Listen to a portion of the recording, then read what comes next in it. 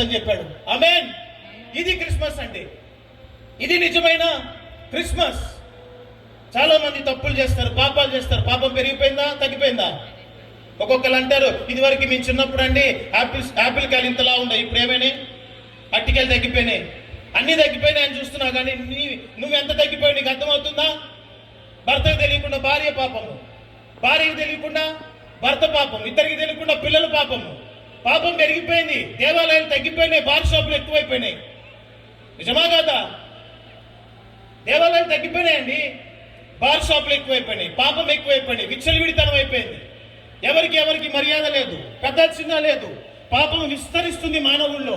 ఇలానే నువ్వు పాపం చేస్తూ బ్రతికితే చివరికి మరణిస్తూ ఎక్కడికి వెళ్తావు తెలుసా? నిత్య నరకానికి వెళ్తావు. దేవుని ప్రేమంతా పరలోకంలో ఉంటే దేవుని కోపం అంతా ఎక్కడ ఉంది? నరకంలో ఉంది. ఆయన కోపాన్ని మనం చూడకూడదు కాబట్టి, ఆయన ప్రేమలో మనం పాలుభాగస్తులం అవ్వాలని దేవుడు లోకమును ఎంతో ప్రేమించాడు కాబట్టి ఆయన ఈ లోకానికి వచ్చి మన ప్రేమలో పాలుభాగస్తులు అవ్వడానికి దేవుడు ఇక్కడికి తీసుకొచ్చాడు. ఆమేన్. అందుకే ఈ ప్రేమలో నువ్వు ఉండాలి, ఆయన కోపంలో నువ్వు ఉండొద్దు. ఆయన కోపాన్ని నువ్వు భరించలేవు. కోపం అంతా తీసుకెళ్లి దేవుడు ఎక్కడ వేశాడు? నరకంలో వేశాడు. ప్రేమ అంతా తీసుకొచ్చి పరలోకంలో పెట్టాడు. ఆయన నిన్ను ప్రేమిస్తున్నాడు కాబట్టి పరలోకంలో నువ్వు ఉండాలని ఆశపడుతున్నాడు. నువ్వు అనుకుంటున్నావేమో, నేను చేసే మంచి కార్యాల వల్ల నేను పరలోకానికి వెళ్ళిపోతాను. లేదండి, యేసుక్రీస్తు రక్తంలో కడగబడితే నువ్వు పరలోకానికి వెళ్తావు.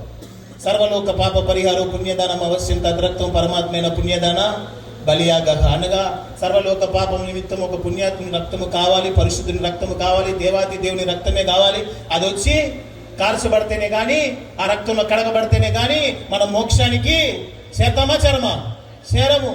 అందుకే ఆయన రక్తము తప్ప వేరొక ద్వారము మనకి లేదు. దేవునికి స్తోత్రం, హల్లెలూయా.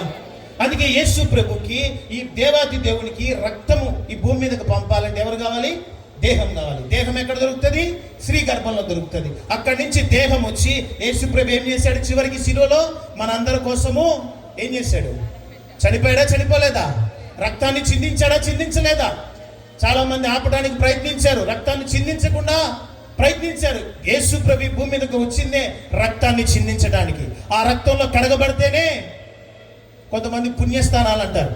అక్కడ పోయి నీళ్ళు వేస్తా ఉంటే వీళ్ళందరూ నా మీద పడలేదు అని తిరుగుతూ ఉంటారు. ఏంటంట?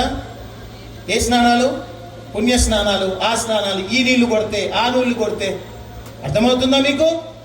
దాంట్లో పుణ్యం వచ్చేసిద్దంట. అక్కడ మునిగితే, ఇక్కడ మునిగితే రాదు. రక్తంతో పాపం చేసి నీటితో కడుక్కుంటావా?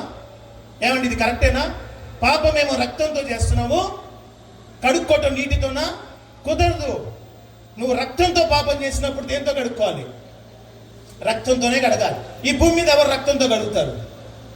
ఎవరైనా రక్తం మీ మీద చిందిస్తే ఒప్పుకుంటారా? ఎదుగో నాది పరిశుద్ధ రక్తం అన్నా మీరు ఒప్పుకుంటారా? పరిశుద్ధ రక్తమే ఒక్కరిదే. ఎవరిది? జన్మ పాపం లేనివాడు. అందుకే యేసు ప్రభులో జన్మ పాపము లేదు. ఓం శ్రీ కన్యసుతాయ నమః అనగా కన్యకకు మాత్రమే పుట్టినవాడు.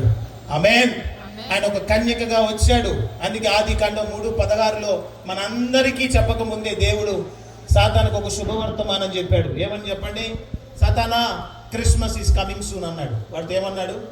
వాడికి ఏం అర్థం కాల. అవ చేసిన తప్పుకి అవని శపించాడు, ఆదాం చేసిన తప్పుకి నేలను శపించాడు. కానీ సాతాన్ని దేవుడు శపించాడా? కాయ తిన్న టైంలో శపించాడా? చెప్పండి. శపించలేదు. వాడికి సహకరించిన వాళ్ళందరినీ శపించాడు, పాముని శపించాడు, కానీ సాతాన్ని శపించలేదు. ఏమన్నాడో తెలుసా? ఒక వార్త చెప్పాడు వాడికి చెవులో బాగా. ఏంటో తెలుసా? క్రిస్మస్ ఈజ్ కమింగ్ సూన్ అన్నాడు. అంటే స్త్రీ గర్భం చేత నీ తలకై చితగ్గొట్టబోతున్నాడు. ఆమేన్. నువ్వు ఏ స్త్రీనైతే వాడుకొని పాపాన్ని లోకంలోకి తీసుకొని వచ్చావో ఆ స్త్రీ గర్భాన్నే వాడుకొని నేను పరిశుద్ధుని, నీతిమంతుని, లోక రక్షకుని తీసుకొని రాబోతున్నాడు. ఆమేన్. అందుకే ఇది ప్రజల అందరికీ కలగబోవు మహా సంతోషకరమైన శుభవర్తమానము. చిన్న వర్తమానం కాదు ఇది. మానవుడు పాపం నుంచి విడిపించగలిగింది దేవుడు ఒక్కడే. మన దరిద్రం ఉందా లేదా మనకి? ఏమండి, ఇక్కడ ఒక చెట్టు ఉందండి. ఈ చెట్టు కాయలు సరిగ్గా ఫలించట్లేదు. ఒకవేళ ఫలించినా చేదుగా ఉంది. చుట్టూరు పంచదార వేద్దాం, తీయగా ఇద్దా? చెప్పండి. చుట్టూరు పంచదార వేస్తే తీయగా ఇద్దా? స్పెషల్ బెల్లం పాకం వేద్దాం, అవుద్దా? ఇంకేం వేద్దాం చెప్పాలి మీరు? క్యాండీస్ వేద్దాం, స్వీట్లు అన్నీ వేద్దాం చెట్టు చుట్టూ. ఆ కాయ తీయగా అవుతుందా? పండు తీయగా అవుతుందా? మీలో ఎవరైనా అవుతుందని చెప్పండి నాకు. ఈరోజు మనిషి తన రక్తంలో పాపం పెట్టుకొని పుణ్యకార్యాలు చేస్తే ఇంతే ఎటకారంగా ఉంటుంది దేవుడికి కూడా. మీకు అర్థమవుతుందా? నేను పూజకి వెళ్ళి వచ్చానండి, నేను అక్కడికి వెళ్ళి వచ్చానండి, నేను అటు తిరిగి వచ్చానండి, నా తగ్గిపోయింది. ఎక్కడ తగ్గిపోయింది? చెట్టు చుట్టూ పంచదార వేసినట్టుంది. ఏం చేసినట్టుంది? తగ్గదమ్మా. తగ్గుద్దా? ఎప్పుడు తగ్గుద్ది చెప్పండి? ఈ చెట్టు వగరు, ఈ చెట్టు చేదు తగ్గాలంటే ఏం చేయాలి? ఇంకొక చెట్టు ఉంటుంది. ఉంటుందా ఉండదా? ఉంటుందా ఉండదా? మంచి చెట్టు ఉంటుంది. ఆ చెట్టు ఈ చెట్టు అంటుకట్టుకుంటారు. అప్పుడు ఈ చెట్టులో ఉన్న మధురము ఈ చెట్టుకు వస్తుంది, ఈ చెట్టులో ఉన్నది ఆ చెట్టుకు పోతుంది. అంతేనా కాదా? అందుకే యేసే అన్నాడు, నేను మీకోసం వచ్చాను, మీ దరిద్రం నాకు ఇవ్వండి, నా ఆశీర్వాదం మీకు ఇస్తాను. ఆమేన్. మీ అనారోగ్యం నాకు ఇవ్వండి, నా ఆరోగ్యం మీకు ఇస్తాను. ఆమేన్.